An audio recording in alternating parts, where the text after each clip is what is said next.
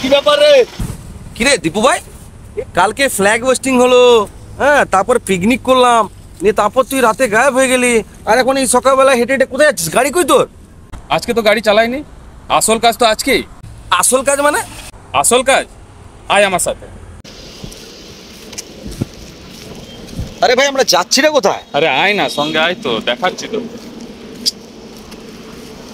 আয় দেখ দেখ, এই 15 আগস্টের পরের দিন ফ্ল্যাগগুলো তো হোস্টিং করে, তারপর এমনি পড়ে থাকে, আর এগুলোই আমি কুড়াই। না, তুই খুব ভালো কাজ করিস রে। ওই দেখ আরেকটা। শোন, এবার থেকে না, আজ থেকে 15 আগস্টের পরের দিন আমিও তোর সঙ্গে ফ্ল্যাগ করাবো। তো বন্ধুরা, 15 আগস্টে ফ্ল্যাগ হোস্টিং করো, আনন্দ করো, প্রোগ্রাম করো, পিকনিক করো, কিন্তু 16ই আগস্ট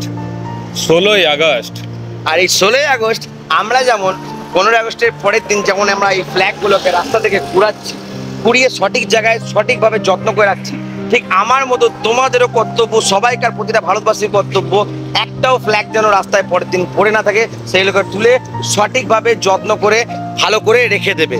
জয় হিন্দ, বন্দে মাতরম।